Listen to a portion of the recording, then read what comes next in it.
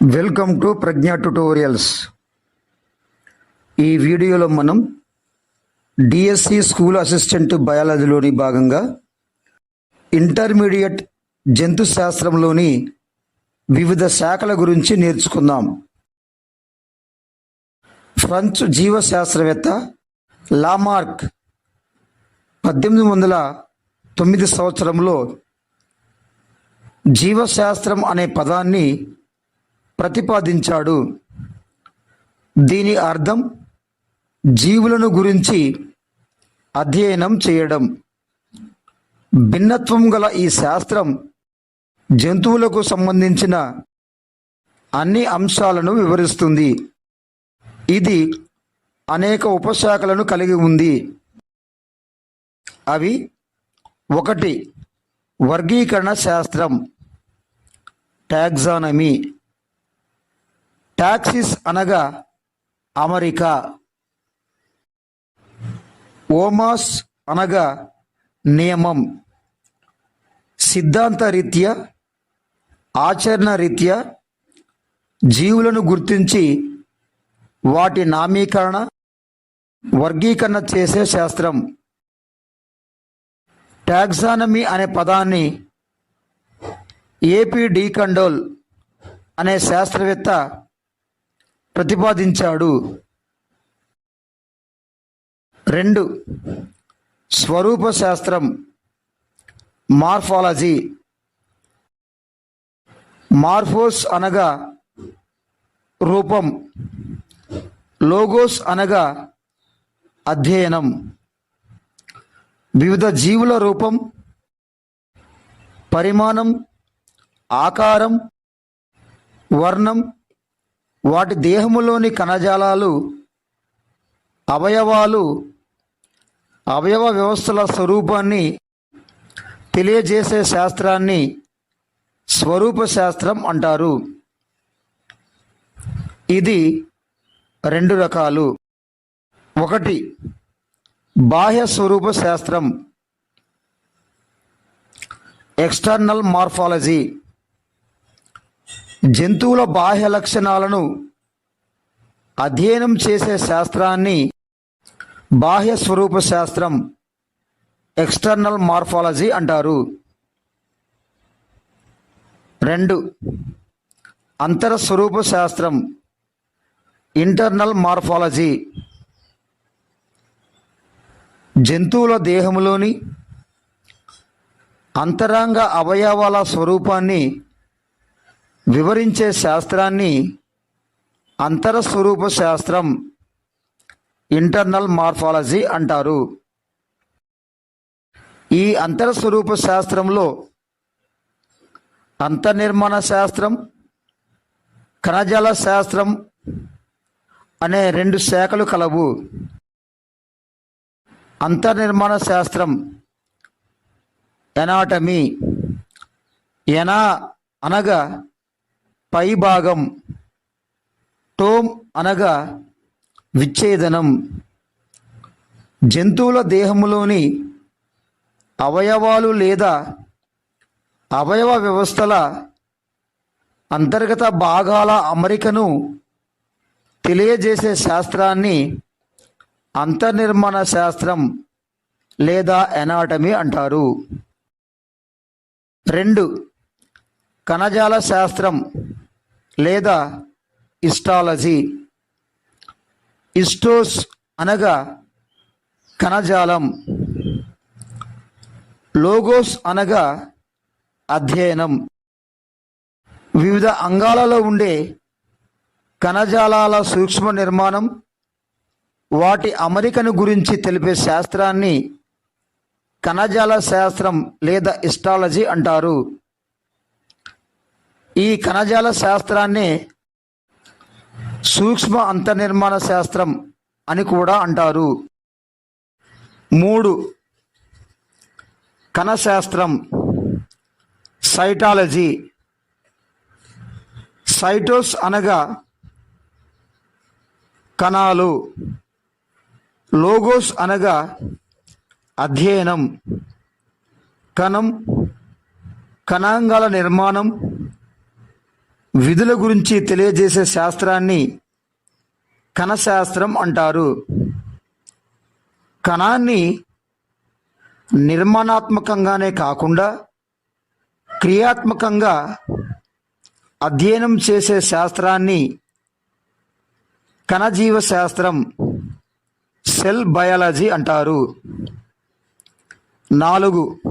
శరీర ధర్మశాస్త్రం, ఫిజియాలజీ. ఫైసిస్ అనగా క్రియా విధానం, లోగోస్ అనగా అధ్యయనం. జంతు శరీరంలోని వివిధ అవయవాల క్రియా విధానాన్ని అధ్యయనం చేసే శాస్త్రాన్ని శరీర ధర్మశాస్త్రం, ఫిజియాలజీ అంటారు. 5. పిండోత్పత్తి శాస్త్రం, ఎంబ్రియాలజీ. ఎంబ్రియాన్ అనగా పిండం, లోగోస్ అనగా అధ్యయనం. జీవులలో జరిగే పిండాభివృద్ధిని గురించి ఈ పిండోత్పత్తి శాస్త్రం తెలియజేస్తుంది. ఈ పిండోత్పత్తి శాస్త్రంలో ఫలదీకరణం, సంయుక్త బీజంలో జరిగే విధానాలు, వివిధ పిండాభివృద్ధి దశలను గురించి అధ్యయనం చేస్తారు. ప్రస్తుతం పిండాభివృద్ధి శాస్త్రాన్ని అభివృద్ధి జీవశాస్త్రం, డెవలప్మెంటల్ బయాలజీలో ఒక భాగంగా గుర్తిస్తున్నారు. అభివృద్ధి జీవశాస్త్రం జీవుల పిండాభివృద్ధి సమయంలో జరిగే కణ విభేదనం, రూపజనిత కదలికలు, అవయవాలు ఏర్పడడం, పిండాభివృద్ధిలో జన్యువుల పాత్ర మొదలైన అంశాలతో పాటు జననాంతర అభివృద్ధిని కూడా తెలియజేస్తుంది.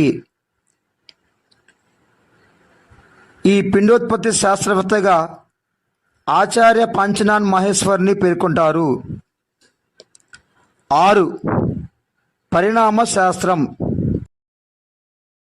ఎవల్యూషన్. ఈ అనగా బయటికి, వోల్వా అనగా దొర్లడం. జీవం ఆవిర్భావం పరిసరాలకు అనుగుణంగా నిరంతరం జీవులలో జరిగే జన్యు అనుకూలనాల పరమైన మార్పులను, వాటి ఫలితంగా నూతన జాతులు ఏర్పడే విధానాన్ని తెలియజేసే శాస్త్రాన్ని పరిణామ శాస్త్రం, ఎవల్యూషన్ అంటారు. పరిణామం అంటే వికాసం, విప్పారడం అని అర్థం. జీవ పరిణామం లేదా ఆర్గానిక్ ఎవల్యూషన్ అనే పేరును హెర్బర్ట్ స్పెన్సర్ ప్రతిపాదించాడు. 7. పురాజీవ శాస్త్రం లేదా పేలియంటాలజీ. పేలియో అనగా ప్రాచీన, ఆన్ అనగా కలిగి ఉండటం, లోగోస్ అనగా అధ్యయనం. ప్రాచీన కాలంలో నివసించిన జీవుల అవశేషాలైన శిలాజాలను గురించిన అధ్యయనాన్ని పురాజీవ శాస్త్రం అంటారు. ఈ పురాజీవ శాస్త్రాన్ని 2 శాఖలుగా విభజించవచ్చు. అవి 1. పేలియోబోటనీ లేదా పురావృక్ష శాస్త్రం. 2. పేలియోజువాలజీ లేదా పురాజంతు శాస్త్రం.